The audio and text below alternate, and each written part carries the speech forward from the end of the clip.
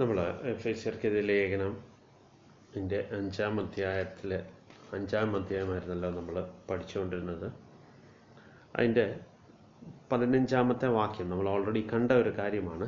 ആ വാക്യത്തിൻ്റെ ഒരു ഭാഗം ഒന്ന് വായിച്ചിട്ട് നമുക്ക് ഇന്നത്തെ ചിന്തയിലേക്ക് കടക്കാം. 15-ാമത്തെ വാക്യത്തിൽ മലയാളത്തിൽ ഇങ്ങനെ എഴുതിയേക്കുന്നു: ആകയാൽ സൂക്ഷ്മതയോടുകൂടി നടക്കുവാൻ നോക്കുവീൻ. അജ്ഞാനികളായിട്ടല്ല, ജ്ഞാനികളായിട്ടത്രേ നടക്കുവാൻ നോക്കുവീൻ. ഞാൻ ആ ഒരു വാക്ക് മാത്രം, ആകയാൽ സൂക്ഷ്മതയോട് നടക്കുവാൻ നോക്കുവീൻ. ഇംഗ്ലീഷിൽ therefore be careful how you walk. നിങ്ങളുടെ നടപ്പിൻ്റെ രീതി, നിങ്ങൾ എങ്ങനെ നടക്കുന്നു എന്നുള്ളത് നിങ്ങൾ ശ്രദ്ധിക്കുക. അപ്പം ഇന്ന് ഇനിയും നമ്മളിന്ന് പഠിക്കുവാനായിട്ട് പോകുന്ന ഭാഗവും നമ്മൾ 22 കഴിഞ്ഞ ആഴ്ചയും ഞാനത് ഒന്ന് സൂചിപ്പിക്കുകയുണ്ടായി. 5-ാം അധ്യായം അതിൻ്റെ 22 മുതൽ 6-ാം അധ്യായം 9-ാമത്തെ വാക്യം വരെയുമാണ് നമ്മുടെ ജീവിതത്തിൽ ഏറ്റവും കൂടുതൽ സമയം വ്യാപൃതരായിരിക്കുന്ന മേഖലകളാണ് ഉപദേശിച്ചിരിക്കുന്നത്. അത് പ്രധാനമായിട്ടും അങ്ങനെ ഒരു ഉപദേശം വന്നിരിക്കുന്നതിൻ്റെ കാരണം തന്നെ നമ്മളെ സംബന്ധിച്ച് തന്നെയാണ്. നമുക്ക് ഈ ഭൗതിക ജീവിതം അല്ലെങ്കിൽ ലൗകിക ജീവിതം എന്ന് പറയുന്നത് കർത്താവിൽ നിന്ന് മാറി ഒരു ജീവിതം നമുക്കില്ല. ഇപ്പോൾ ഉദാഹരണത്തിന് നമ്മളിപ്പം 22 മുതൽ 33 വരെയും ഭാര്യ ഭർത്താവിനെ കുറിച്ച് പറയുന്നു. 6-ന്റെ 1 മുതൽ 4 വരെയുള്ള അധ്യായത്തിൽ മാതാപിതാക്കളും മക്കളെക്കുറിച്ച് പറയുന്നു. അതുപോലെ 6-ന്റെ 5 മുതൽ 9 വരെയുള്ള വാക്യത്തിൽ വേലക്കാരും യജമാനന്മാരെക്കുറിച്ചും, ഇന്നത്തെ കാലത്ത് പറയുകയാണെങ്കിൽ വർക്ക് പ്ലേസിലുള്ള നമ്മുടെ ബോസും അതുപോലെ ഇന്നത്തെ സബോർഡിനേറ്റ്സും, ഈ 3 മേഖലകളിലും നമ്മളിപ്പോൾ ഇന്ന് ഇവിടെ ഈ വചനം കേട്ടുകൊണ്ടിരിക്കുന്ന ഓരോരുത്തരും ഈ 3 മേഖലകളിലാണ് അവരുടെ കൂടുതലും സമയം വ്യാപൃതരായിരിക്കുന്നത്. അത് അങ്ങനെ അല്ലാതെ ഇരിക്കാൻ പറ്റില്ല. കാരണം നമ്മൾ ഈ ലോകത്തിൽ ജീവിക്കുമ്പോൾ നമ്മൾ ഇവിടെ ഒന്നെങ്കിൽ ഭാര്യയുടെ റോളായിരിക്കും, അല്ലെങ്കിൽ ഭർത്താവിൻ്റെ റോളായിരിക്കും, അല്ലെങ്കിൽ മക്കളുടെ റോളായിരിക്കും. ഇതെല്ലാം ഒരുമിച്ചും വന്നെന്നിരിക്കും. ചിലപ്പോൾ ഒരു ജോലി സ്ഥാപനത്തിൽ ജോലി ചെയ്യുന്ന വ്യക്തിയായിരിക്കും, അവിടെ ഞാൻ ബോസായിരിക്കാം, അവിടെ യജമാനനായിരിക്കാം, അവിടെ ഞാൻ ഒരു പക്ഷേ ഒരാൾക്ക് കീഴ്പ്പെട്ട് ജോലി ചെയ്യുന്ന ഒരു വ്യക്തിയായിരിക്കും. ഇവിടെ എല്ലാം ദൈവത്തിൻ്റെ പരിശുദ്ധാത്മാവിന് നമ്മളോടൊരു ഉപദേശം പറയാനായിട്ടുണ്ട്. കാരണം ഇവിടെയൊക്കെയും നമ്മൾ കർത്താവിനെ അനുകരിക്കുന്നവരായിരിക്കണം. We should be the imitators of God and we should walk carefully in these areas. ഈ ഏരിയാസിലൊക്കെയും നമ്മൾ വളരെ കെയർഫുള്ളായിട്ട് നടക്കാൻ ബാധ്യസ്ഥരാണ്. കാരണം ഞാൻ ഓർപ്പിച്ചതുപോലെ നമ്മുടെ ഒരു 90% ഓഫ് ടൈം നമ്മൾ എടുത്ത് നോക്കുമ്പോഴും നമ്മൾ ഈ പറഞ്ഞ മേഖലകളിലായിരിക്കും കൂടുതൽ വ്യാപൃതരാകുന്നത്. നമ്മളൊന്ന് നോക്കിക്കേ, നമുക്ക് പ്രാർത്ഥനയുമായി ബന്ധപ്പെട്ട് നമ്മൾ വരുന്ന സമയങ്ങളൊന്ന് നോക്കുകയാണെങ്കിൽ, നമ്മൾ ചർച്ച് റിലേറ്റഡ് ആയിട്ടുള്ള ഒരു പ്രോഗ്രാംസ്, ഒരുപക്ഷെ ഒരു ഫാസ്റ്റിംഗ് പ്രെയർ, അല്ലെങ്കിൽ സൺഡേയ്സിലുള്ള വീക്ക്ലി മീറ്റിങ്സ്, അല്ലെങ്കിൽ ചിലപ്പോൾ നമ്മൾ പ്രാർത്ഥനയ്ക്ക് ഒത്തുകൂടുന്നു. ഇതുമായിട്ടൊക്കെ നോക്കുമ്പോൾ നമ്മൾ ഈ ഞാൻ മുമ്പേ പറഞ്ഞ കാര്യത്തിലായിരിക്കും ഏറ്റവും കൂടുതൽ നമ്മൾ വ്യാപൃതരായിരിക്കുന്നത്. ഇപ്പം ഞാൻ കഴിഞ്ഞ ആഴ്ച ഒന്ന് സൂചിപ്പിച്ചിരുന്നു, കർത്താവിൻ്റെ ജീവിതം എടുത്ത് നോക്കുമ്പോഴും കർത്താവ് ടോട്ടലി നമുക്ക് 33.5 കൊല്ലം ആണ് ഈ ഭൂമിയിൽ ജീവിച്ചതെന്ന് നമുക്കറിയാം. എന്നിരുന്നാലും അവസാനത്തെ 3.5 കൊല്ലമാണ് പരസ്യ ശുശ്രൂഷയ്ക്ക് വേണ്ടി ഇറങ്ങിയത്. ഈ 30 കൊല്ലത്തെക്കുറിച്ച് ഒരൊറ്റ വചനം കൊണ്ട് ദൈവത്തിൻ്റെ വേർഡ് യേശുവിനെ കുറിച്ച് പറഞ്ഞിരിക്കുകയാണ്: അവൻ ഈ കാലമത്രയും തൻ്റെ മാതാപിതാക്കൾക്ക് പരിപൂർണമായിട്ടും സബ്ജക്റ്റഡായി ജീവിച്ചു എന്നാണ്. അപ്പം ഒന്ന് നോക്കിയാൽ മതി, 30 വർഷം അപ്പോൾ 33.5 കൊല്ലം എടുക്കുമ്പം നമ്മളൊന്നെടുത്ത് നോക്കി കാൽക്കുലേറ്റ് ചെയ്ത് നോക്കിയാൽ തന്നെ നമുക്ക് കിട്ടും ഏതാണ്ട് 90% ഓഫ് ഹിസ് ലൈഫ്. ആ ലൈഫ് എന്ന് പറയുന്നത് ഇപ്പോൾ ഈ പറഞ്ഞ കാര്യങ്ങളില്ല ആണ്. അതായത് അപ്പനും അമ്മയും സഹോദരങ്ങളുണ്ട്, അങ്ങനെയുള്ള ഒരു ലൗകിക ബന്ധത്തിൽ തന്നെ ജീവിച്ച് അവിടെയൊക്കെയും ദൈവത്തിൻ്റെ ഇമിറ്റേറ്ററായി, ദൈവത്തിനെ സാക്ഷീകരിച്ച് തന്നെ ജീവിച്ച വ്യക്തിയായിരുന്നു കർത്താവ്. അതുകൊണ്ടാണല്ലോ കർത്താവ് സ്നാനപ്പെടാൻ വന്നപ്പം സ്വർഗത്തിൽ നിന്നുള്ള ഒരു അപ്രൂവൽ കേട്ടു, ഇവൻ എൻ്റെ പ്രിയപുത്രൻ, ഇവനിൽ ഞാൻ പ്രസാദിച്ചിരിക്കുന്നു. കാരണം കർത്താവ് പരസ്യമായിട്ട് ഒരു ശുശ്രൂഷയും ചെയ്തു തുടങ്ങിയില്ല. അതിനു മുമ്പ് തന്നെ പിതാവിൻ്റെ കയ്യിൽ നിന്നും ഉള്ള മറുപടി കിട്ടുകയാണ്.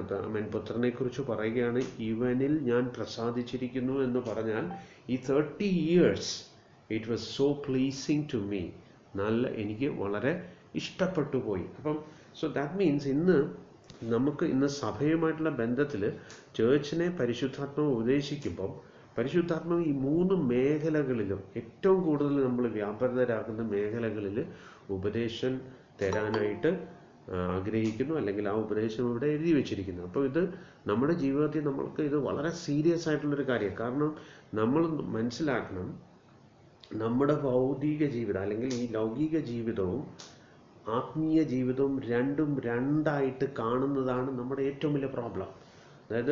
അതുകൊണ്ടാണ് നമ്മൾ പലപ്പോഴും സഭയിൽ നമുക്ക് ഏറ്റവും കൂടുതൽ കപടഭക്തി വരുന്നതിൻ്റെ കാരണം അതാണ്. കാരണം നമ്മൾ ഒരിക്കലും ഈ ആത്മീയത ഈ ഭൗതിക തലത്തിലേക്ക് കൊണ്ടുവരാൻ നമ്മൾ ഒരിക്കലും ഇഷ്ടപ്പെടുന്നില്ല.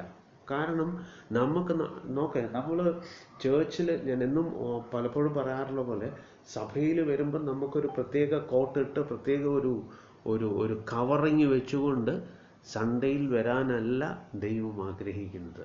ദൈവം ആഗ്രഹിക്കുന്നത് നമ്മൾ ആത്മീയമായിട്ട് ഒരുമിച്ച് കൂടുമ്പോൾ എങ്ങനെയാണോ അതുപോലെ തന്നെ നമ്മുടെ ഭൗതിക തലത്തിലും ജീവിക്കാനാണ് ദൈവം ആഗ്രഹിക്കുന്നത്. അതുകൊണ്ടാണ് ഇങ്ങനൊരു ഇൻസ്ട്രക്ഷൻ തരുന്നത്. ഈ ഇൻസ്ട്രക്ഷനിലൂടെ ദൈവം ആഗ്രഹിക്കുന്ന ഒരു കാര്യം, ഈ മേഖലകളിൽ നമ്മൾ ഏതാണ്ട് 90% വ്യാപൃതരാകുന്ന മേഖലകളിൽ ക്രിസ്തുവിൻ്റെ സാക്ഷിയാകുന്നില്ലെങ്കിൽ ഈ 10% നമുക്ക് ഒരിക്കലും കർത്താവിൻ്റെ സാക്ഷിയാകാൻ സാധിക്കത്തില്ല. നമ്മൾ എത്ര വലിയ മിനിസ്ട്രി നമ്മൾ ചെയ്യുന്നു എന്ന് പറഞ്ഞാലും നമ്മൾ ഇവിടെ ഫെയിലിയേഴ്സ് ആണെങ്കിൽ, ഞാനൊരു ഹസ്ബൻഡ് ആൻഡ് വൈഫ് എന്നുള്ള നിലയിൽ ഞാൻ ഫെയിലിയർ ആണെങ്കിൽ, ഞാനൊരു പരാജയനാണെങ്കിൽ, ഞാനൊരു മകനും മക്കൾ എന്നുള്ള നിലയിൽ, അപ്പനും മക്കളും എന്നുള്ള നിലയിൽ ഞാൻ പരാജയപ്പെട്ടവനാണെങ്കിൽ, ഞാൻ എൻ്റെ ജോലിയിൽ ഞാൻ യജമാനനായിരിക്കാം, ഞാനൊരു പക്ഷേ അവിടെ വർക്ക് ചെയ്യുന്ന ഒരു വ്യക്തിയായിരിക്കും, അവിടെ ഞാൻ കർത്താവിനെ എനിക്ക് സാക്ഷീകരിക്കാൻ സാധിക്കുന്നില്ലെങ്കിൽ, ഞാൻ എന്ത് മിനിസ്ട്രി ചെയ്താലും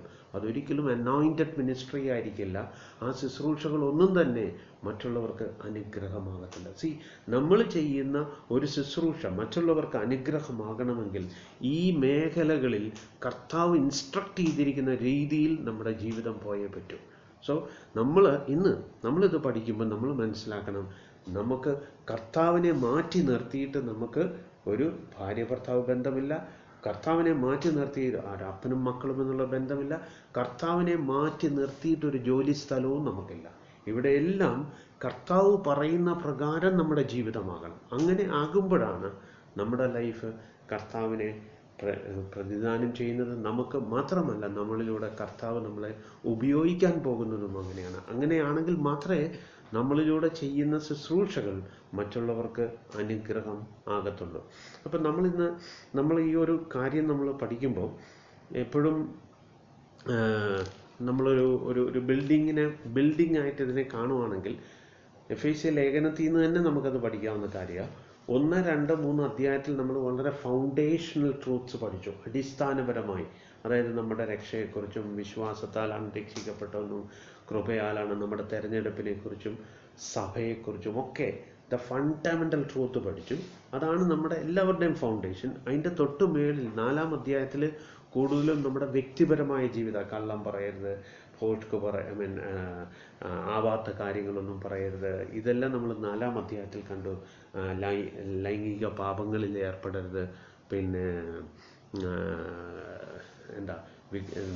ദ്രവ്യാഗ്രഹത്തിന് അടിമപ്പെടരുത് എന്ന് വേണ്ട ഈ പേഴ്സണൽ കാര്യങ്ങളെക്കുറിച്ചാണെങ്കിൽ ആ പേഴ്സണൽ ലൈഫാണ്. സോ നമ്മുടെ ഫൗണ്ടേഷൻ കഴിഞ്ഞ് അതിൻ്റെ തൊട്ട് മേളിൽ വരേണ്ട ഫ്ലോർ എന്ന് പറയുന്നത്, ഞാനൊരു 3-4 നില കെട്ടിടമായിട്ട് നമ്മളിതിനെ കാണുവാണെങ്കിൽ, അടിസ്ഥാനം ഫൗണ്ടേഷൻ ട്രൂത്ത്, അതിൻ്റെ തൊട്ട് മേളിൽ വരുന്നത് നമ്മുടെ പേഴ്സണൽ ലൈഫാണ്, അതിൻ്റെ മുകളിൽ നമ്മുടെ ഫാമിലിയാണ്, ഫാമിലി ആൻഡ് നമ്മുടെ വർക്ക് പ്ലേസ്.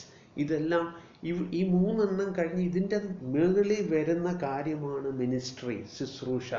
ഇപ്പോൾ പലപ്പോഴും നമ്മുടെ പ്രശ്നം എവിടെയാണെന്ന് വെച്ച് കഴിഞ്ഞാൽ, കർത്താവിൻ്റെ നാമം ദുഷിക്കപ്പെടുന്നതിൻ്റെ പ്രധാന റീസൺ നമ്മൾ ആദ്യമേ സ്ട്രോങ് ആക്കാൻ പോകുന്നത് നമ്മുടെ മിനിസ്ട്രിയെ കുറിച്ചാണ്. അവിടെയല്ല, നമ്മൾ നേരെ തിരിഞ്ഞാണ് വർക്ക് ചെയ്യേണ്ടത്. Our foundation has to be right, then that should affect our personal life. നമ്മുടെ വ്യക്തിപരമായ ജീവിതത്തെ അത് ബാധിക്കണം. ആ നമ്മളെന്ന് പറഞ്ഞ വ്യക്തി മാറുമ്പോൾ നമ്മുടെ കുടുംബം മാറും.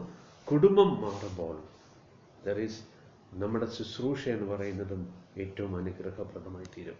ഈ ശുശ്രൂഷയ്ക്ക് വേണ്ടി ദൈവം നമ്മൾ ഈ ഉടനീളം എഫേസ്യ ലേഖനത്തിൻ്റെ മറ്റൊരു പ്രത്യേകത എന്ന് പറഞ്ഞാൽ ഏറ്റവും കൂടുതൽ സഭയെക്കുറിച്ചും സഭയുടെ മർമ്മത്തെക്കുറിച്ചും പഠിപ്പിക്കുന്ന ഒരു ലേഖനമാണ് എഫേസ്യ ലേഖനം. വളരെ വളരെ ട്രൂത്ത്സുകൾ അടങ്ങിയിരിക്കുന്ന ഒരു ലേഖനമാണ് എഫേസ്യ ലേഖനം. അതിനകത്ത് ഈ സഭയെ പഠിപ്പിക്കാൻ വേണ്ടി ദൈവം ഉപയോഗിച്ചേക്കുന്ന ഒരു റിലേഷൻ തന്നെയാണ് ഭാര്യ ഭർത്താവ് ബന്ധം. നമുക്ക് കഴിഞ്ഞ ആഴ്ചയും അതിനെക്കുറിച്ച് ചിന്തിച്ചെങ്കിലും നമുക്ക് 22-ാമത്തെ വാക്യം മുതൽ നമുക്ക് പെട്ടെന്നൊന്ന് പറഞ്ഞു പോകാം.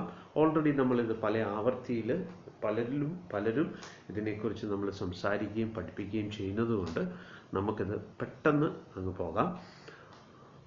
22-ാമത്തെ വാക്യത്തിൽ, ഭാര്യമാരെ കർത്താവിനെന്ന പോലെ സ്വന്തം ഭർത്താക്കന്മാർക്ക് കീഴടങ്ങുവീൻ. ക്രിസ്തു ശരീരത്തിൻ്റെ രക്ഷിതാവായി സഭയ്ക്ക് തലയാകുന്നത് പോലെ ഭർത്താവ് ഭാര്യയ്ക്ക് തലയാകുന്നു. എന്നാൽ സഭ ക്രിസ്തുവിന് കീഴടങ്ങിയിരിക്കുന്നത് പോലെ ഭാര്യമാരും ഭർത്താക്കന്മാർക്ക് സകലതും കീഴടങ്ങിയിരിക്കണം. അപ്പം ഈ 22 മുതൽ 24 വരെയുള്ള വാക്യങ്ങൾ ഭാര്യമാർക്ക് കർത്താവ് കൊടുത്തേക്കുന്ന ഇൻസ്ട്രക്ഷനാണ്. ഇത് പൗലോസിൻ്റെ അഭിപ്രായമല്ല, കർത്താവ് കൊടുത്തേക്കുന്ന നിർദ്ദേശമാണ്. ഈ നിർദ്ദേശം പാലിക്കുവാൻ ഓരോ വിശ്വാസിയായ ഭാര്യമാരും നിന്നും ദൈവം ആഗ്രഹിക്കുന്ന കാര്യമാണ്. ഭർത്താക്കന്മാർക്ക് കീഴടങ്ങിയിരിക്കുക. എങ്ങനെ കീഴടങ്ങണം? ക്രിസ്തുവിന് സഭ കീഴടങ്ങിയിരിക്കുന്നത് പോലെ തന്നെ നമുക്ക് ഭാര്യമാർ ഭർത്താക്കന്മാർക്ക് കീഴടങ്ങിയിരിക്കണം. അത് ദൈവത്തിൻ്റെ ഒരു ആഗ്രഹമാണ്. ഇപ്പം നോക്ക്, ഒരു ഭാര്യ, ഇപ്പം ചേർച്ചിൽ വരുന്ന ഒരു ഭാര്യമാർ ഇതിന് തുനിയുന്നില്ലെങ്കിൽ ഒന്നാമതായിട്ട് അവിടെ ഡിസ്റ്റോർട്ടഡ് ആകുന്നത് സഭയുടെ ഒരു പിക്ചറാണ്.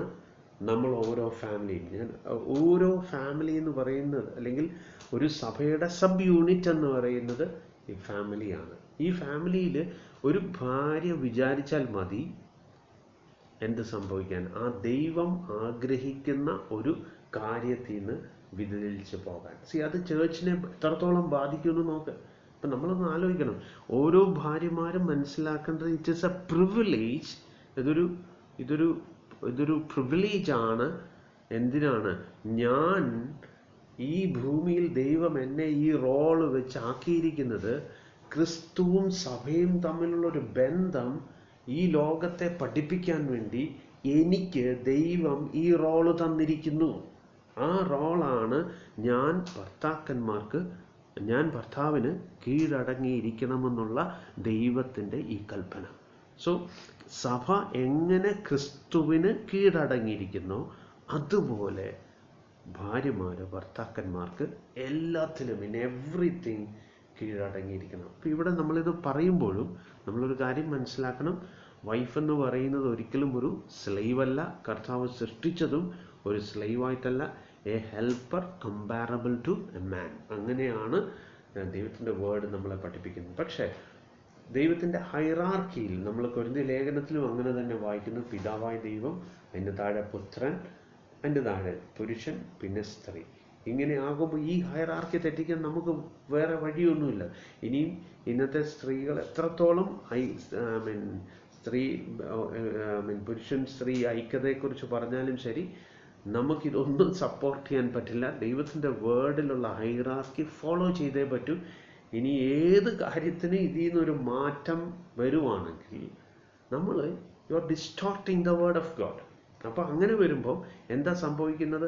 ദൈവം എന്തുദ്ദേശത്തോടാണോ ഭാര്യ ഭർത്താവിനെ ദൈവം ഈ ഭൂമിയിൽ അയച്ചത് ടു റെപ്രസെൻറ്റ് ദിസ്. അപ്പം നമ്മുടെ ചേർച്ച് എന്ന് പറയുന്ന ഒരു ബോഡി ഓഫ് ക്രൈസ്റ്റിൻ്റെ ഒരു സബ് യൂണിറ്റ് ആയിട്ടാണ് ഈ ഫാമിലിയെ കുറിച്ച് പറയുന്നത്. അപ്പം വൈഫിൻ്റെ കാര്യം ഇതാണെങ്കിൽ ഹസ്ബൻഡിനും റോളുണ്ട്. 25-ാമത്തെ വാക്യത്തിൽ ഭർത്താക്കന്മാരെ ക്രിസ്തുവും സഭയെ സ്നേഹിച്ചതുപോലെ നിങ്ങളുടെ ഭാര്യമാരെ സ്നേഹിപ്പീൻ.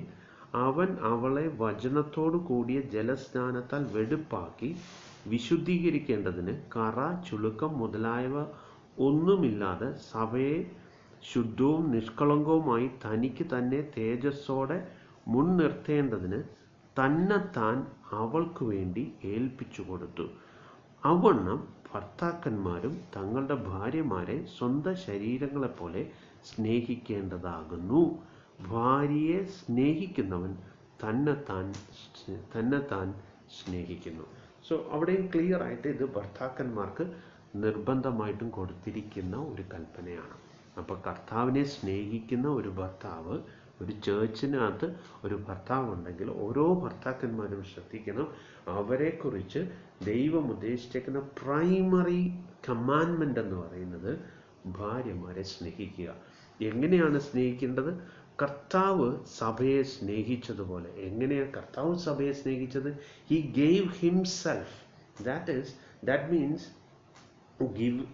ഗിവിങ് ഹിംസെൽഫ് എന്ന് പറഞ്ഞു കഴിഞ്ഞാൽ താൻ സഭയ്ക്ക് വേണ്ടി തന്നെത്താൻ കൊടുത്തു എന്ന് പറഞ്ഞാൽ സാക്രിഫൈഷ്യലാണ്.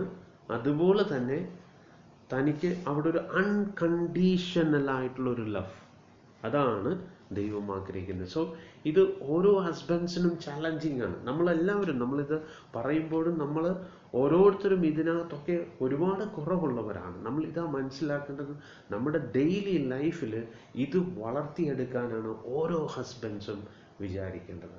ഓരോ ഹസ്ബൻഡ്സും ശ്രദ്ധിക്കേണ്ട ഒരു കാര്യം ഇതാണ്. കാരണം നമുക്ക് റോൾ മോഡൽ നമ്മുടെ കർത്താവ് മാത്രമാണ്.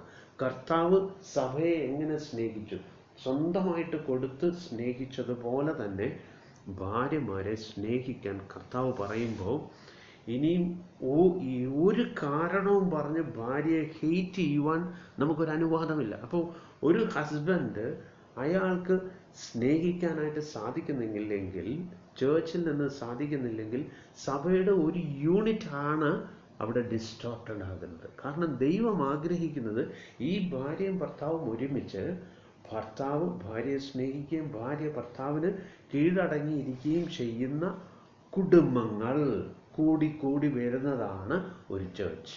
ആ സഭയുടെ ബ്യൂട്ടി അങ്ങനെ വളർത്താനാണ് ദൈവം ആഗ്രഹിക്കുന്നത്. മാത്രമല്ല, ഇവിടെ നമ്മൾ വായിച്ചു ഭർത്താക്കന്മാർ ക്രിസ്തു എങ്ങനെ സഭയെ സ്നേഹിച്ചു എന്ന് പറഞ്ഞിട്ട് തന്നെത്താൻ കൊടുത്തു.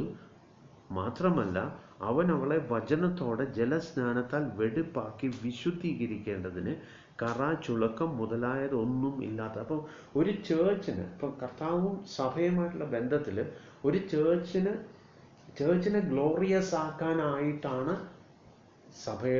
സഭയുടെ തലയായിരിക്കുന്ന ക്രിസ്തുവിൻ്റെ ദൗത്യം. ക്രിസ്തു ചെയ്യുന്ന ജോലി അത് തന്നെയാണ്.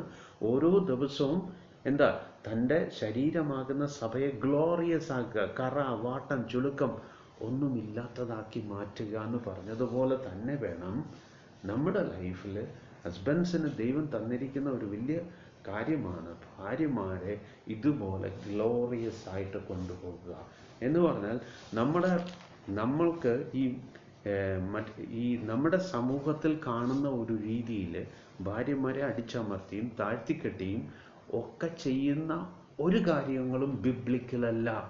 അത് കീഴ്പ്പെട്ടിരിക്കണം എന്നുള്ളൊരു വ്യാജേനയിൽ ഭാര്യമാരെ തരം താഴ്ത്തി കാണിക്കുകയും തരം താഴ്ത്തുന്ന കാര്യങ്ങൾ ആരെങ്കിലും പറഞ്ഞാൽ അത് ഡിഫെൻഡ് ചെയ്യേണ്ട ജോലിയും ഒരു ഭർത്താവിനുണ്ട് എന്നുള്ളത് നമ്മൾ മനസ്സിലാക്കണം. It is A very important thing. നമ്മളത് കണ്ട് ചിരിച്ചുകൊണ്ടിരിക്കുവാണെങ്കിൽ, എൻ്റെ ഭാര്യയെ എനിക്ക് സംരക്ഷിക്കേണ്ട സമയത്ത് സംരക്ഷിക്കാതിരിക്കുന്നെങ്കിൽ കർത്താവ് ചെയ്തതുപോലല്ല നമ്മൾ ചെയ്യുന്നത്. സോ ആ ഒരു ചേർച്ചിൻ്റെ പിക്ചർ അല്ല നമ്മൾ ഇന്ന് ലോകത്തിൻ്റെ മുമ്പിൽ കൊടുക്കുന്നത്. നമുക്ക് താഴോട്ട് വായിക്കാം. ആരും തൻ്റെ ജഡത്തെ ഒരു നാളും പകച്ചിട്ടില്ലല്ലോ, ക്രിസ്തുവും സഭയെ ചെയ്യുന്നത് പോലെ അതിനെ പോറ്റി പുലർത്തുകയത്രേ ചെയ്യുന്നത്. അപ്പം നോക്കിക്കേ, ഒരു ഫാമിലി ആകുമ്പോൾ ഈ ഫാമിലിക്ക് വേണ്ട എല്ലാ കാര്യങ്ങളും, ഇപ്പം കർത്താവ് സഭയുടെ കുറവുകളെല്ലാം നികത്തുന്നത് പോലെ ഒരു ഒരു ഫാമിലിയുടെ ഹെഡ് എന്ന് പറയുന്ന ഭർത്താവാണ്. ആ ഭർത്താവ് എന്നുള്ള നിലയിൽ ആ ഫാമിലിക്ക് വേണ്ട കാര്യങ്ങൾ, ആദ്യമേ വൈഫ്, പിന്നീട് അവർക്ക് കുഞ്ഞുങ്ങളുണ്ടാവും, അത് ഫാമിലി ആകുന്നു. ഇതിനു വേണ്ട എല്ലാ കാര്യങ്ങളും കൊണ്ട് അവരെ ചെറിഷ് ചെയ്യുകയും അവരെ വളർത്തുകയും അവർക്ക് വേണ്ടതെല്ലാം ഒരുക്കി കൊടുക്കുകയും ചെയ്യുന്നത് ഭർത്താവിൻ്റെ ജോലിയാണ്. പലപ്പോഴും ഈ ഇത് വർദ്ധിച്ചു വരുമ്പോൾ എന്താ സംഭവിക്കുന്നതെന്ന് വെച്ചാൽ, വഴക്കുണക്കം ഉണ്ടാകുമ്പോൾ ഈ കണക്ക് പറച്ചിൽ പറഞ്ഞാണ് ഒരു കുടുംബത്തിൻ്റെ സ്വസ്ഥതയെല്ലാം കളയുന്നത്, അല്ലേ?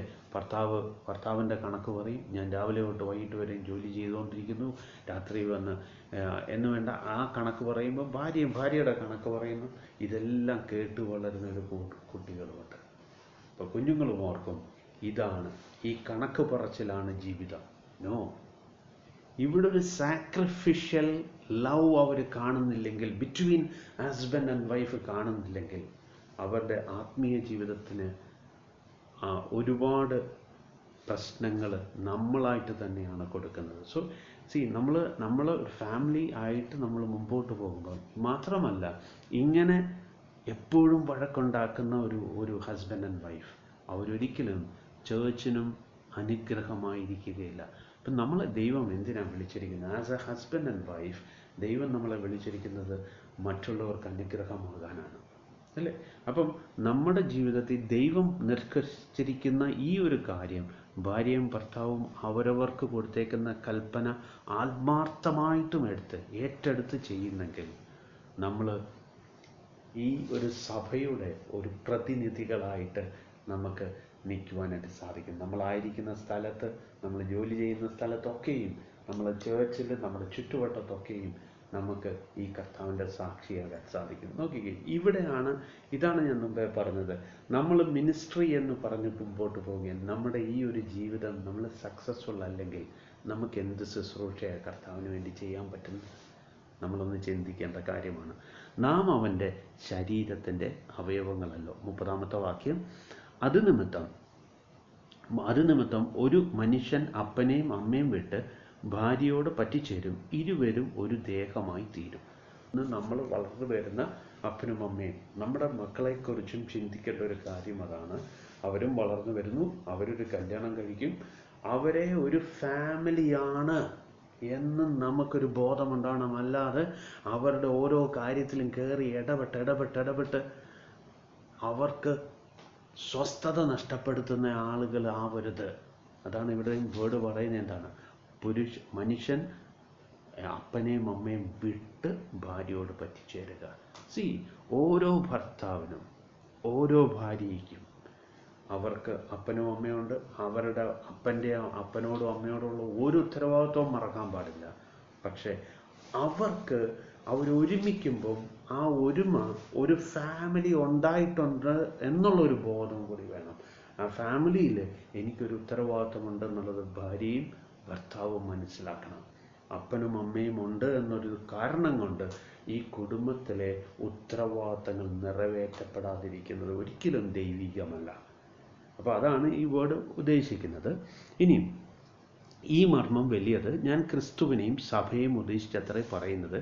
എന്നാൽ നിങ്ങളും അങ്ങനെ തന്നെ ഓരോരുത്തരും താൻ്റെ ഭാര്യയെ തന്നെ പോലെ തന്നെ സ്നേഹിക്കണം, ഭാര്യയോ ഭർത്താവിനെ ഭയപ്പെടേണ്ടതാകുന്നു.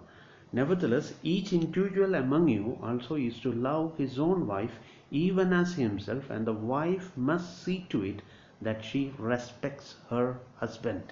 അപ്പോൾ ഇത് വീണ്ടും അതൊന്നുകൂടി ഒന്ന് സമ്മറൈസ് ചെയ്യുവാണ്. ഇതാണ് അതിനകത്തെ ആകത്തുക. അപ്പോൾ ഹസ്ബൻഡ് ആൻഡ് വൈഫിന് ദൈവം കൊടുത്തേക്കുന്ന നിർദ്ദേശം ഇതാണ്: ഭർത്താവ് ഭാര്യമാരെ സ്നേഹിക്കണം, ഭാര്യ ഭർത്താവിനെ റെസ്പെക്റ്റ് ചെയ്യുക. അതായത് wife must see to it that she respects her husband. This is a very important thing. നോക്കിക്കേ, ഇത് കഴിഞ്ഞ് നമുക്ക് 6-ാം അധ്യായത്തിലേക്ക് കടക്കാം. 6-ാം അധ്യായത്തിൻ്റെ 1-ാമത്തെ വചനം. ഇനി നമുക്കറിയാം, നമുക്ക് ഓൾറെഡി നമ്മളിതൊക്കെ പഠിക്കുന്നതുകൊണ്ട് നമുക്കറിയാം. ഇനി 1 മുതൽ 3 വരെയുള്ള വാക്യം കുഞ്ഞുങ്ങൾക്ക് വേണ്ടിയാണ്. നമുക്കറിയാം, ഈ മേളിൽ പറഞ്ഞേക്കുന്ന ഹസ്ബൻഡ് ആൻഡ് വൈഫ് അവരൊരുമിക്കുമ്പോൾ ഒരു കുടുംബമാകുന്നു. അവർക്ക് ദൈവം കൊടുക്കുന്ന ഉദരഫലമാണ് കുഞ്ഞുങ്ങൾ. ഈ കുഞ്ഞുങ്ങളെ വളർത്തിയെടുക്കുക എന്നുള്ളതാണ് ഈ ഫാമിലിയിൽ നിന്നുള്ള ഒരു പ്രൈമറി റെസ്പോൺസിബിലിറ്റി. ദൈവം അവർക്ക് കുഞ്ഞുങ്ങളെ കൊടുക്കുമ്പോൾ ആ കുഞ്ഞുങ്ങളെ കർത്താവിൽ വളർത്തിയെടുക്കുക എന്നുള്ള ഒരു വളരെ വളരെ പ്രധാനപ്പെട്ട ഒരു ദൗത്യമാണ് ഓരോ മാതാപിതാക്കൾക്കും ഉള്ളത്. പക്ഷെ ഓർക്കുക, ഇതിൻ്റെ തൊട്ടുമേലിൽ എന്ത് പറഞ്ഞിട്ടാണ് ഈ ചിൽഡ്രനെ കുറിച്ച്, കുഞ്ഞുങ്ങളോടുള്ള ഉപദേശം കൊടുക്കുന്നതിന് മുമ്പേ ഒരു റെസ്പെക്റ്റിനെ കുറിച്ച് പറഞ്ഞിട്ടാണ്. ഭാര്യമാരോടാണെങ്കിലും wife must see to it that she respects her husband. തൻ്റെ ഭർത്താക്കന്മാരെ ബഹുമാനിക്കുക. നമ്മൾ പത്രോസിൻ്റെ ലേഖനത്തിൽ നമ്മൾ വായിക്കുന്നുണ്ട്, നമ്മൾ എടുക്കുന്നില്ല, നമ്മൾ ഒരിക്കൽ വായിച്ചിട്ടുണ്ട്. പുരുഷന്മാർക്ക് ദൈവം കൊടുക്കുന്ന നിർദ്ദേശത്തിലും പറയുന്നുണ്ട്, നിങ്ങൾ വളരെ വിവേകത്തോടുകൂടിയും ജ്ഞാനത്തോടുകൂടിയും സ്ത്രീ ഒരു ബലഹീന പാത്രം എന്ന് കണ്ട് അവളെ ചേർത്ത് വെച്ച് അവളെ ബഹുമാനിപ്പീൻ എന്ന് പറഞ്ഞാൽ ഇതിൻ്റെ അർത്ഥം എന്താ? ഇപ്പം നമ്മൾ 5-ാം അധ്യായത്തിൻ്റെ 21-ാമത്തെ വാക്യത്തിൽ ഒരു കാര്യം പറയുന്നുണ്ട്, നിങ്ങൾ അന്യോന്യം ക്രിസ്തുവിൻ്റെ ഭയത്തിൽ അന്യോന്യം കീഴ്പ്പെട്ടിരിപ്പീൻ. അപ്പോൾ ഇവിടെ ഈ റെസ്പെക്റ്റ് എന്ന് പറഞ്ഞ ഒരു കാര്യം ഒരിക്കലും ഈ വാക്യം വായിച്ചിട്ട് ഭർത്താക്കന്മാർ പലരും ഡിമാൻഡ് ചെയ്യുന്ന ഒരു കാര്യമുണ്ട്, ഭാര്യമാർ ഭർത്താക്കന്മാരെ റെസ്പെക്റ്റ് ചെയ്യണം. തിരിച്ചു പാടില്ല, തിരിച്ചും ഡെഫിനറ്റ്ലി ഉണ്ടാകണമെന്നുള്ളതാണ്. ഈ റെസ്പെക്റ്റ് എന്ന് പറയുന്ന ഒരു കാര്യം മ്യൂച്വലി നൽകപ്പെടേണ്ടതും റിസീവ് ചെയ്യേണ്ടതുമായിട്ടൊരു കാര്യമാണ്. അപ്പോൾ ഇതെന്തിനാണ് ഈ റെസ്പെക്റ്റ് എന്ന് പറഞ്ഞൊരു കാര്യം ഉണ്ടാവേണ്ട എന്തിനാണെന്ന് വെച്ചാൽ, ഇത് ഇങ്ങനെ പറഞ്ഞ് ക്ലോസ് ചെയ്തിട്ടാണ് 6-ാം അധ്യായം സ്റ്റാർട്ട് ചെയ്യുന്നത് ചിൽഡ്രനെ കുറിച്ചാണ്. അപ്പോൾ ഈ കുഞ്ഞുങ്ങളെ ദൈവഭയത്തിലും ബഹുമാനത്തിലും ഒക്കെ വളർത്തണമെങ്കിൽ the first thing is, ഒരു ഫാമിലിയിൽ they should learn that respect from the family. From the family എന്ന് ഉദ്ദേശിക്കുന്നത് അവരുടെ അപ്പനും അമ്മയുടെയും ഇടപാടിലൂടെയാണ് അവർ റെസ്പെക്റ്റ് എന്താണെന്ന് പഠിക്കേണ്ടത്. ഓക്കെ, ഒരു കുടുംബത്തിൽ അപ്പനും അമ്മയും എന്നും എന്തെങ്കിലുമൊക്കെ പറഞ്ഞ് വഴക്കും, ഞാൻ മുമ്പേ പറഞ്ഞ പോലെ കണക്ക് പറഞ്ഞുള്ള വഴക്കാണെങ്കിൽ കുഞ്ഞുങ്ങളിത് കൊച്ചുനാൾ മുതലേ കുഞ്ഞുങ്ങൾ കേട്ടുകൊണ്ടിരിക്കുന്നെങ്കിൽ കുഞ്ഞുങ്ങൾക്കും ഓർക്കും ഇങ്ങനെയാണ് ഞാനും ജീവിക്കേണ്ടത്.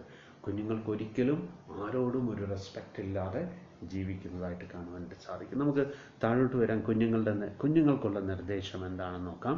മക്കളെ, നിങ്ങളുടെ അമ്മയപ്പന്മാരെ കർത്താവിൽ അനുസരിക്കുവിൻ, അത് ന്യായമല്ലോ. സോ കർത്താവിൽ അവരെ അനുസരിപ്പിൻ. ഇത് ഏറ്റവും എല്ലാ കുഞ്ഞുങ്ങൾക്കും ദൈവം കൊടുത്തേക്കുന്ന ഒരു ന്യായമായ കമാൻഡ്മെൻ്റ് ആണ്. That is to obey your parents in the Lord. കർത്താവിൽ നിൻ്റെ അപ്പനെയും അമ്മയും അനുസരിക്കുക.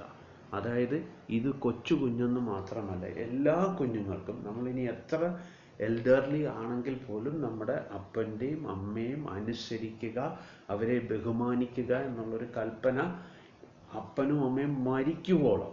നമുക്ക് നമ്മുടെ അപ്പനും അമ്മയും പ്രായമായിട്ടിരിക്കുന്നവരായിരിക്കും, പക്ഷേ അവരെ ബഹുമാനിക്കുക എന്നുള്ളത് കർത്താവിൻ്റെ കൽപ്പനയാകുമ്പോൾ അതിൽ നിന്ന് വേറിട്ടൊരു കാര്യം നമുക്കില്ല. ഞാൻ കല്യാണം കഴിച്ചു അതുകൊണ്ട് ഈ വേർഡ് എനിക്ക് ബാധകമല്ലെന്ന് പറയുന്നത് ശുദ്ധ അബദ്ധമാണ്. കാരണം ഇവിടെ ഞാൻ ഡിസ്റ്റോർട്ടഡ് ആകുമ്പോൾ ഞാൻ ഒരുപക്ഷെ ഭാര്യയും ഭർത്താവുമായിരിക്കാം, പക്ഷേ ഞാനൊരു മകനും കൂടിയാണ്, ഒരു കുടുംബത്തിലെ മകനാണ്, മകളാണെന്നുള്ളൊരു ബോധവും കൂടി വേണം. അപ്പം എനിക്ക് ഈ ഉത്തരവാദിത്തം കളയാൻ പറ്റില്ല. അപ്പം നോക്കിക്കേ, ഞാൻ എൻ്റെ കുടുംബം നോക്കിയത് കൊണ്ട് എൻ്റെ അപ്പനെ അമ്മയും നോക്കുന്നില്ല എന്ന് പറഞ്ഞാൽ ദൈവത്തിൻ്റെ മുമ്പിൽ ഒരു ജസ്റ്റിഫിക്കേഷനും കിട്ടില്ല. നമുക്കറിയാം കർത്താവ് ഈ പരീശന്മാരുടെ കപടതയെക്കുറിച്ച് തുറന്നു കാണിച്ചത് മർക്കോസിൻ്റെ സുവിശേഷത്തിൽ. നമുക്ക് വേണമെങ്കിൽ ആ വേർഡ് എടുക്കാം. മർക്കോസിൻ്റെ സുവിശേഷം അതിൻ്റെ 7-ാം അധ്യായത്തിൽ 9-ാമത്തെ വാക്യം ഞാൻ വായിക്കുന്നത്. പിന്നെ അവരോട് പറഞ്ഞത്, നിങ്ങളുടെ സമ്പ്രദായം പ്രമാണിക്കാൻ വേണ്ടി നിങ്ങൾ ദൈവകൽപ്പന തള്ളിക്കളയുന്നത് നന്നായി. ഫോർ മോസസ് സെഡ്, നിന്റെ അപ്പനെയും അമ്മയും ബഹുമാനിക്കുക എന്ന് അപ്പനെയോ അമ്മയോ പകയ്ക്കുന്നവൻ മരിക്കണമെന്നും മോശ പറഞ്ഞുവല്ലോ. നിങ്ങൾ ഒരു മനുഷ്യൻ അപ്പനോടോ അമ്മയോടോ നിനക്ക് എന്നാൽ ഉപകാരമായി വരേണ്ടത് വഴിപാടെന്നർത്ഥമുള്ള ഖുർബാൻ എന്ന് പറഞ്ഞാൽ മതി എന്ന് പറയുന്നു. തൻ്റെ അപ്പനോ അമ്മയ്ക്കോ മേലാൽ ഒന്നും ചെയ്യുവാൻ അവനെ സമ്മതിക്കുകയുമില്ല. ഇങ്ങനെ നിങ്ങൾ ഉപദേശിക്കുന്ന സമ്പ്രദായത്താൽ ദൈവകൽപ്പന ദുർബലമാക്കുന്നു. ഈ വക പലതും നിങ്ങൾ ചെയ്യുന്നു.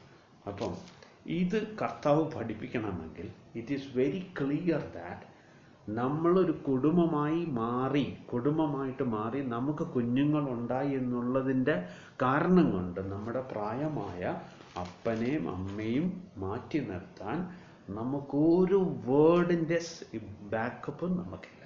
അപ്പം അതുകൊണ്ട് ഇറ്റ്സ് വെരി ഇമ്പോർട്ടൻറ്റ്. നമ്മുടെ അപ്പനെയും അമ്മയും അവരുടെ സങ്കടങ്ങളിലും അവരുടെ ആവശ്യങ്ങളിലും നമ്മൾ തന്നെ കൂടെ നിൽക്കണം.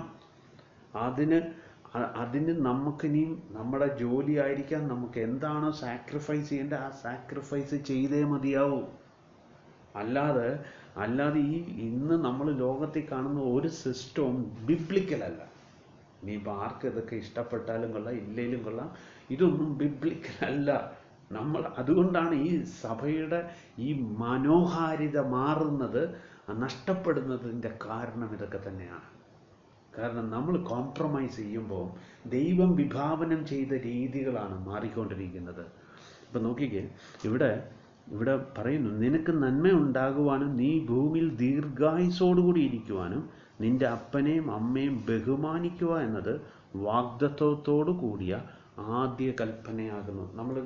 ഇതൊരു കൽപ്പനയുടെ ടേംസിൽ പറയുമ്പോൾ നമുക്കറിയാം, 10 കൽപ്പനയിൽ ആദ്യത്തെ 4 കൽപ്പന കർത്താവുമായിട്ടുള്ള ദൈവവുമായിട്ടുള്ള ബന്ധത്തിലുള്ളതാണെങ്കിൽ, പിന്നീടുള്ള 6 കൽപ്പന മനുഷ്യനുമായി ബന്ധത്തിലുള്ള കൽപ്പനയെങ്കിൽ, ആ 6 കൽപ്പനയിലുള്ള ഫസ്റ്റ് കമാൻഡ്മെന്റ് എന്ന് പറയുന്നത് നിന്റെ അപ്പനെയും അമ്മയും ബഹുമാനിക്കുക. അതുമാത്രമല്ല, ആ കൽപ്പനയോടുകൂടി വാഗ്ദത്തത്തോടു കൂടിയുള്ള ആദ്യത്തെ കൽപ്പനയും അത് തന്നെയാണ്. സോ നമ്മളിത് മനസ്സിലാക്കണം.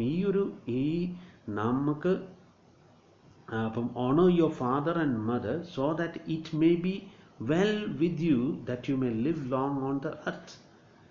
അപ്പം ഇത് നിങ്ങൾക്ക് നിങ്ങൾ ഈ ഭൂമിയിൽ നന്മ ഉണ്ടാകാനും ദീർഘായുസ്സോടു കൂടി ഇരിക്കാനും ദൈവം വിഭാവനം ചെയ്ത ഒരു കാര്യമായത്. അപ്പം എനിക്ക് എൻ്റെ പേരൻസ് ഓൾഡറായി തീർന്നു എന്ന് പറഞ്ഞതുകൊണ്ട് ഈ വേർഡ് ഇത് കുഞ്ഞുങ്ങളെ പഠിപ്പിച്ചാൽ പോരാ, കുഞ്ഞുങ്ങളെ കാണിച്ചു കൊടുക്കുക ചെയ്യേണ്ട കാര്യമാണ്. കുഞ്ഞുങ്ങളിത് കണ്ടു വളരുന്നില്ലെങ്കിൽ, എന്നിട്ട് നമ്മൾ പറയുകയാണ് അവർ നമ്മളെ ബഹുമാനിക്കണമെന്ന് പറഞ്ഞാൽ, ഈ ബഹുമാനം ഇവർ പഠിക്കേണ്ടത് നമ്മുടെ വീട്ടിൽ നിന്ന് തന്നെയാണ്. ആദ്യമായിട്ട് ഭാര്യയും ഭർത്താവും ബഹുമാനിച്ച് സ്നേഹിച്ചും സ്നേഹം കൊടുത്തും ബഹുമാനം കൊടുത്തും ജീവിക്കുന്നതായിട്ടുള്ളത് മക്കൾ കാണണം.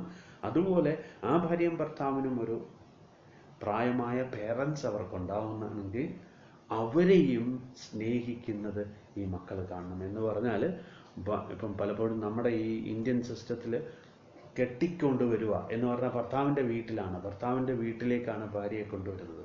ഇങ്ങനെ വരുമ്പോൾ ഒരു തെറ്റായ ഒരു രീതി നമ്മുടെ സംസ്കാരത്തിൽ നിന്ന് വന്നത്, ഭാര്യമാരുടെ അപ്പനും അമ്മയും ഏതാണ്ട് സെക്കൻഡറി എന്നുള്ള നിലയിലാണ് അതിനെ കാണുന്നത്. അങ്ങനെയല്ല. ശരിക്കും മക്കൾ വളരേണ്ടത് എന്താണ്? ഈ അപ്പനെയും അമ്മയും അവർ 2 ഫാമിലിയിൽ നിന്ന് വന്നാലും ശരി, ഭാര്യയ്ക്ക് ഭർത്താവിൻ്റെ അപ്പനും അമ്മയും ഭാര്യയുടെ അപ്പനും അമ്മയും തന്നെയാണ്, തിരിച്ചും അത് തന്നെയാണ്. ഇത് മക്കൾക്ക് ആ ഒരു ബോധമാണ് ഉണ്ടാവേണ്ടത്. മക്കൾക്കൊരു വ്യത്യാസം കാണരുത്. അങ്ങനെ നമ്മൾ ചെയ്യുന്നെങ്കിൽ നമ്മൾ കർത്താവ് വിഭാവനം ചെയ്യുന്ന രീതി നാം അറിയുന്നു. നോക്ക്, ഇവിടെ നമ്മളോട് പറഞ്ഞേക്കുന്നത് honour your father and mother എന്നാണ്. അപ്പം ഇത് ഭാര്യയ്ക്കും ഭർത്താവിനും ഈ വേർഡ് ബാധകമാണ്. അവർക്ക് മക്കളെ കൊടുക്കുമ്പം അവർക്ക് മക്കൾ കിട്ടുമ്പോഴും ഈ വേർഡ് അവർക്ക് ബാധകമാണ്. കാരണം അവർക്കൊരു അപ്പനും അമ്മയും ഉണ്ടെങ്കിൽ, അപ്പോൾ ജീവിച്ചിരിപ്പുണ്ടെങ്കിൽ ഡെഫിനറ്റ്ലി ഇത് ബാധകമാണ്. സോ ഈ ഒരു സാക്ഷ്യമാണ്, ഈ ഒരു മെസ്സേജ്, ഇതൊരു വലിയ മെസ്സേജാണ് മക്കൾക്ക് കൊടുക്കേണ്ടത്. നമ്മളിപ്പോൾ ഓർക്കണം, നമ്മുടെ മക്കൾ റെസ്പെക്റ്റോടുകൂടി മറ്റുള്ളവരോട് ബഹുമാനത്തോടുകൂടി ഒക്കെ പെരുമാറണമെങ്കിൽ they should see that in our family. അത് നമ്മൾ കാണിച്ചു കൊടുക്കുന്നില്ലെങ്കിൽ നമ്മൾ വേർതിരിവാണ് കാണിച്ചു കൊടുക്കുന്നത്. ഞാൻ ഈ മുമ്പേ പറഞ്ഞ പോലൊരു സിസ്റ്റം നമ്മുടെ ഇന്ത്യൻ കൾച്ചറിൻ്റെ ഒരു കുഴപ്പമാണത്. ഭർത്താവിൻ്റെ അപ്പനോടും അമ്മയോടും വലിയ അടുപ്പവും ഇല്ലാത്ത ഒരുപാട് ഭവനങ്ങളിൽ അങ്ങനെയുണ്ട്. ഇതൊക്കെ ദൈവത്തിൻ്റെ വേർഡിന് എഗെയിൻസ്റ്റ് ആണ്. സോ മക്കൾക്ക് നല്ലൊരു മെസ്സേജ് നമ്മൾ കൊടുക്കേണ്ടവരാണ്. ഇതാണ് ചേർച്ചിനെ ചേർച്ചിന് പ്രതിദാനം ചെയ്യുകയാണ്. നോക്കിക്കേ, ഇങ്ങനെ ഓരോ മക്കളും അവരുടെ പേരൻസിനെ ഓണർ ചെയ്ത് കൊച്ചുനാൾ മുതലേ ആ കുഞ്ഞുങ്ങളെ അങ്ങനെ പഠിപ്പിച്ച് നമ്മൾ കാണിച്ചും കൊടുക്കുന്നെങ്കിൽ ആ കുടുംബം എത്രയോ മനോഹരമായിരിക്കും. ആ ചേർച്ചിൻ്റെ ഗ്ലോറി വർദ്ധിച്ചു വരുമല്ലേ. ഇങ്ങനെയാണ് കർത്താവ് തൻ്റെ സഭയെ കറ വാട്ടം ചുളുക്കമൊന്നും ഇല്ലാത്തതാക്കി മാറ്റുന്നത്. ഓരോ ഹസ്ബൻഡും വൈഫും വിചാരിക്കുന്നു, ഓരോ മക്കളും വിചാരിക്കുകയാണ് അവരുടെ അപ്പനെയും അമ്മയും ബഹുമാനിക്കുകയാണ്. അവരുടെ അപ്പനെയും അമ്മയും അവർ ചേർത്ത് നിർത്തുമ്പോൾ എന്താ സംഭവിക്കുന്നതെന്ന് വെച്ചാൽ കർത്താവിൻ്റെ സഭയായിരിക്കുന്ന ശരീരത്തിൻ്റെ മഹത്വം വർദ്ധിച്ചുകൊണ്ടിരിക്കുകയാണ്. അപ്പം ഇത് പ്രിവിലേജായിട്ട് കാണണം. നമ്മുടെ ഭാര്യയും ഭർത്താവും സ്നേഹിക്കുമ്പോഴും അതുപോലെ മക്കൾ അപ്പനെയും അമ്മയും ബഹുമാനിക്കുമ്പോഴും ഒക്കെ ഓരോ കുഞ്ഞുങ്ങളും ഓരോ മക്കളും മുതിർന്ന മക്കളും മനസ്സിലാക്കണം, ഇത് ദൈവം എനിക്ക് തന്നിരിക്കുന്ന ഒരു പ്രിവിലേജാണ് to show the glory of the church around my surroundings. എൻ്റെ ചുറ്റുപാട്ടും ദൈവത്തിൻ്റെ സഭയുടെ മഹത്വം വെളിപ്പെടുത്തുവാൻ ദൈവം എനിക്ക് ഒരു പ്രിവിലേജ്, ഒരു പദവി ദൈവം തന്നിരിക്കുകയാണ്. നമുക്കിനിയും അടുത്ത വേർഡ് പിതാക്കന്മാർക്ക് വേണ്ടി പറഞ്ഞേക്കാണ്. പിതാക്കന്മാരെ, നിങ്ങളുടെ മക്കളെ കോപിപ്പിക്കാതെ കർത്താവിൻ്റെ ബാലശിക്ഷയിലും പത്യോപദേശത്തിലും പോറ്റി വളർത്തുവിൻ. ഞാനത് ഇംഗ്ലീഷിലും കൂടെ വായിക്കാം. Fathers, do not provoke your children to anger, but bring them up in the discipline and instruction of the Lord. അപ്പോൾ ഇവിടെ പരിശുദ്ധാത്മാവിന് തെറ്റൊന്നും പറ്റിയിട്ടില്ല. പറഞ്ഞേക്കുന്ന വാക്ക് ഇറ്റ്സ് നോട്ട് മദേഴ്സ്, അമ്മമാരെ എന്നല്ല പറഞ്ഞിരിക്കുന്നത്, അപ്പന്മാരെ എന്ന് പറഞ്ഞാൽ ഇതിൻ്റെ പ്രൈമറി റെസ്പോൺസിബിലിറ്റി എന്നാണ് അതിൻ്റെ ഉദ്ദേശം.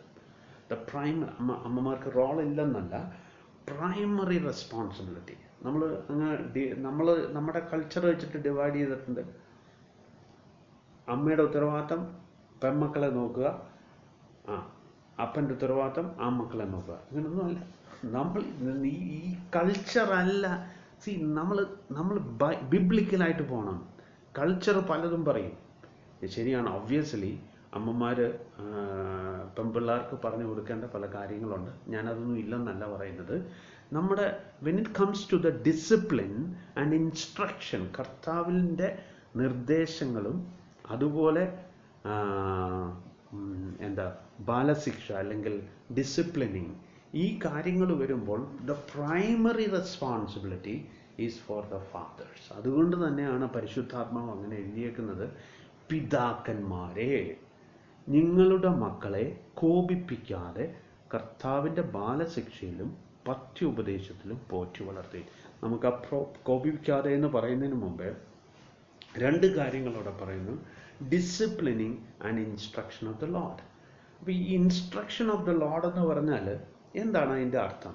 എല്ലാ ദിവസവും രാവിലെ എഴുന്നേറ്റ് ബൈബിള് പഠിപ്പിക്കുക എന്നുള്ളത് മാത്രമല്ല, നമ്മൾ ഈ ആവർത്തന പുസ്തകത്തിലൊക്കെ വായിക്കുന്നുണ്ട്, നീ പോകുമ്പോഴും നടക്കുമ്പോഴും ഒക്കെയും കർത്താവിനെക്കുറിച്ച് കുഞ്ഞുങ്ങളോട് സംസാരിക്കുക എന്ന് പറഞ്ഞാൽ എന്താ? എപ്പോഴും ബൈബിള് പഠിപ്പിക്കുക എന്നുള്ളത് മാത്രമല്ല, പ്രായോഗിക തലത്തെക്കുറിച്ചും സ്ക്രിപ്ചറലി സംസാരിക്കാൻ കഴിയണം. ഉദാഹരണത്തിന്, കുഞ്ഞുങ്ങളുമായിട്ട് ഒരുമിച്ചിരിക്കുമ്പോൾ, ഭക്ഷണം കഴിക്കാൻ ഒരുമിച്ചിരിക്കുമ്പോൾ, ഒരു പക്ഷേ സ്കൂളിൽ നടക്കുന്ന ഒരു കാര്യം, ഒരു പരീക്ഷ എഴുതുന്നു, കുഞ്ഞുങ്ങൾ പറയും അവിടെ എല്ലാവരും കോപ്പി എടുക്കുന്നുണ്ട്, അപ്പോൾ ഞങ്ങൾ എന്താ ചെയ്യണം? അപ്പം നമ്മൾ എന്താ പറയുന്നത്? നമുക്കപ്പോൾ അവിടെ ദൈവത്തിൻ്റെ വേർഡിലൂടെ അവരോട് ഷെയർ ചെയ്യാം. ഇതാണ് ഒരു ഹാപ്പി, ഒരു സ്വർഗീയമായ കുടുംബം എന്ന് പറയുന്നത് ഇങ്ങനെയാണ്. അവിടെ എപ്പോഴും അപ്പന് ഒരു വലിയ റോളുണ്ട് to take charge of that. അല്ലാതെ കഷ്ടമായി പോയല്ലോ, എല്ലാവരും ഇങ്ങനെ കോപ്പി അടിച്ചാൽ നമ്മളെന്തോ ചെയ്യും എന്നൊന്നും പറയുക എന്നുള്ളതല്ല. അവരോട് കൃത്യമായിട്ടും പറയണം, നിങ്ങൾ മാത്രമേ ഉള്ളെങ്കിലും ഒരു കാരണവശാലും നമുക്ക് സത്യം വിട്ടൊരു കാര്യം വേണ്ട. ഇങ്ങനെ ഓരോ നീതിബോധത്തോടുകൂടി ദൈവത്തിൻ്റെ സ്ക്രിപ്ചർ വെച്ചുകൊണ്ട് തന്നെ അവരെ പറഞ്ഞ് പഠിപ്പിക്കുക. അവരെ ഇൻസ്ട്രക്ഷൻ ഓഫ് ദ ലോർഡ് എന്ന് പറഞ്ഞ ഇതാണ്. സ്കൂളിൽ ചെന്ന് ടീച്ചേഴ്സിനെ കളിയാക്കാൻ പാടില്ല, മോശമായിട്ടുള്ള വർത്തമാനങ്ങൾ പറയാൻ പാടില്ല. ഇതെല്ലാം നമുക്ക് ഓരോ ഇൻസ്ട്രക്ഷൻസ് ആണ്. ചീത്ത ഫിലിംസ് കാണാൻ പാടില്ല.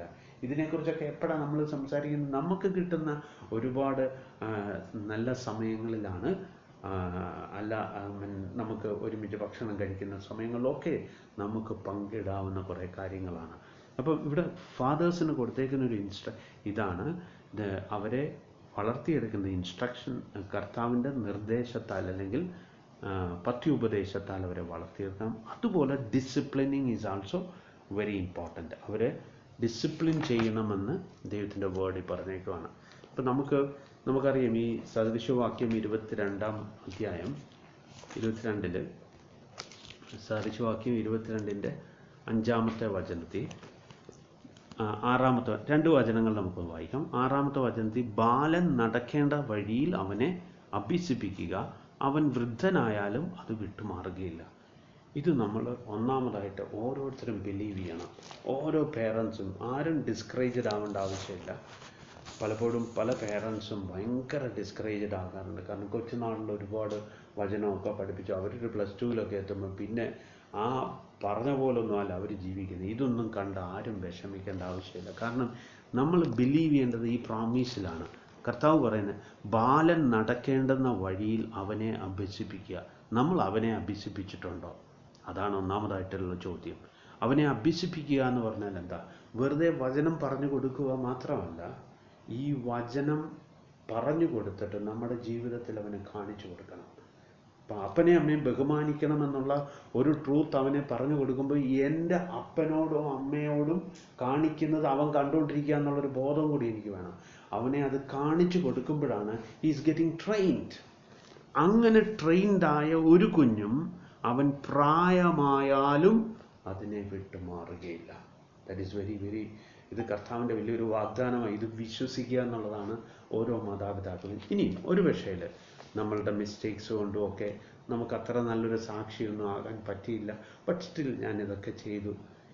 റിപ്പൻറ്റ് ചെയ്യുക കർത്താവ് എനിക്ക് എൻ്റെ കുഞ്ഞുങ്ങളുടെ മുമ്പിൽ നല്ലൊരു സാക്ഷിയാകാനൊന്നും പറ്റിയില്ല എന്ന് പറഞ്ഞ് നമ്മൾ ക്ഷമ ചോദിക്കുന്നെങ്കിൽ ഡെഫിനറ്റ്ലി ദൈവം ഈ കുഞ്ഞുങ്ങളെയൊക്കെ നമ്മളിലേക്ക് തിരികെ കർത്താവിലേക്ക് കൊണ്ടുവരും.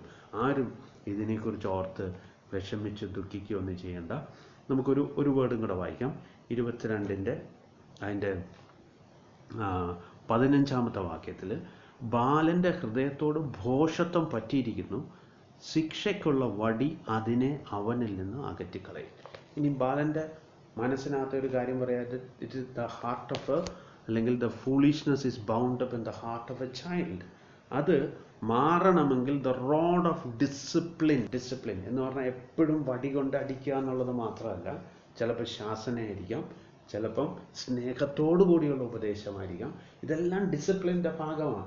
ഈ ഓരോ ഡിസിപ്ലിനിങ് ചെയ്യുമ്പോഴും നമ്മൾ മനസ്സിലാക്കണം അവരുടെ ഹൃദയത്തിലുള്ള ഭോഷത്വമാണ് മാറിക്കൊണ്ടിരിക്കുന്നത്. ഇതിന് പകരം ഇന്ന് ലോകത്തിൻ്റെ സിസ്റ്റം എടുത്തു വെച്ചാൽ എങ്ങനെ ഇരിക്കും? കൊച്ചു കുഞ്ഞുങ്ങൾ കള്ളം പറയുമ്പോൾ അവരെ ശിക്ഷിക്കാതെ അവർക്ക് തല്ല് കൊടുക്കാതെ വളർത്തുന്നെങ്കിൽ ഇന്ന് ലോകം പറയുന്നത് അങ്ങനെയൊന്നും ചെയ്യരുതെന്ന എന്താ ദൈവത്തിൻ്റെ വേർഡ് പറയുന്ന ആ ഫൂളിഷ്നെസ് അവരുടെ ഹൃദയത്തിലിരിക്കും. ഞാൻ പറഞ്ഞല്ലോ, നമുക്ക് ലോകത്തിൽ നിന്ന് ഒരുപാട് കാര്യങ്ങൾ കാണുന്ന നമ്മൾ കുഞ്ഞുങ്ങളെ വളർത്തുന്ന സ്ക്രിപ്ചർ അനുസരിച്ച് തന്നെയാണ്. എന്നാൽ അറ്റ് ദ സെയിം ടൈം അടിക്കാമല്ലോ, വടിയെടുത്ത് ഉപയോഗിക്കാമല്ലോ എന്ന് പറഞ്ഞ് എടുത്തിട്ട് അടിക്കുക എന്നുള്ളതുമല്ല ദൈവം ആഗ്രഹിക്കുന്നത്. ഇനി ഫൈനലി നമ്മളിവിടെ വായിക്കുന്നത് എന്താ? Fathers do not provoke your children. നിങ്ങളുടെ മക്കളെ കോപിപ്പിക്കാതെ, അതായത് do not discourage your children എന്നാണ് ദൈവത്തിൻ്റെ വേർഡ് പറഞ്ഞിരിക്കുന്നത്. അപ്പം നമ്മൾ ഈ ഡിസിപ്ലിനും ഇൻസ്ട്രക്ഷൻസും ഒക്കെ കൂടുമ്പോൾ നമുക്ക് വേറൊരു സ്വഭാവമുണ്ട്. പലപ്പോഴും ഡിസിപ്ലിനിങ് ഒന്നും അല്ല നടക്കുന്നത്. ഈ ഡിസിപ്ലിനിങ് എന്നുള്ള വ്യാജനയിൽ പറഞ്ഞു വന്ന് കുഞ്ഞുങ്ങളെ ഡിസ്കറേജ് ചെയ്യും. നീ ഒന്നിനും കൊള്ളാത്തവനാണ്. ഇങ്ങനത്തെ വാക്കുകളൊക്കെ പലരും ഉപയോഗിക്കാറുണ്ട്. നീ ഒന്നിനും കൊള്ളാത്തവനല്ലേ, കമ്പയർ ചെയ്ത് പറയും, അവളെ കണ്ടുപിടിക്കുക, അവനെ കണ്ടുപിടിക്കുക. ഈ ഓരോ വാക്കുകളും എത്രത്തോളം ഇമ്പാക്റ്റാണ് കുഞ്ഞുങ്ങളുടെ മണ്ടയ്ക്ക് വരുന്നതെന്നറിയാമോ? ദൈവത്തിൻ്റെ വേർഡ് വളരെ ക്ലിയർ ആയിട്ട് പറയാണ്, ഡു നോട്ട് ഡിസ്കറേജ് ദം. നമ്മുടെ റിലേഷൻ എങ്ങനെയാണ് നമ്മുടെ മക്കളുടെ കൂടെ? അവരുടെ തോളത്ത് കൈയിട്ട് അവരെ ചേർത്ത് പിടിച്ച് നിർത്താറുണ്ടോ നമ്മൾ? അവരോട് അടുത്ത് നിന്ന് അവരോട് പേഴ്സണലി അവരോട് സംസാരിക്കാറുണ്ടോ? ഓരോ അപ്പനും അമ്മയും ഒരുമിച്ചിരുന്ന് സംസാരിക്കുക മാത്രമല്ല, അപ്പൻ്റെ ഒരു ടൈം വേണം. Fathers time with their kids, അതുപോലെ അമ്മമാർക്ക് mothers time with their kids. അതുണ്ടാവണം. നമ്മൾ എത്രത്തോളം അങ്ങനെയൊക്കെ ഉള്ളൊരു ബന്ധം നമുക്കുണ്ടാവണം. ദൈവം ആഗ്രഹിക്കുന്ന കാര്യമാണ്. അപ്പം ഇവിടെ നമ്മൾ പ്രാർത്ഥിക്കേണ്ട, ഓരോ മാതാപിതാക്കളും പ്രാർത്ഥിക്കേണ്ട ഒരു കാര്യമുണ്ട്. കർത്താവെ, എൻ്റെ ഡിസിപ്ലിനിങ്ങും എൻ്റെ ഇൻസ്ട്രക്ഷൻസും ഒരിക്കലും let it not be a discouragement for my children. എൻ്റെ കുഞ്ഞുങ്ങൾക്ക് ഒരിക്കലും ഡിസ്കറേജ്മെൻറ്റ് ആകരുത്. ഇനി നമ്മളിന്ന് പഠിച്ച ഒരു പ്രധാനപ്പെട്ട കാര്യം, let us be an example to them. നമുക്ക് അവരുടെ മുമ്പിൽ ഒരു നല്ല മാതൃകയായി തീരുക. ദൈവം അതിനായിട്ട് നമ്മളെ ഓരോരുത്തരെയും സഹായിക്കട്ടെ.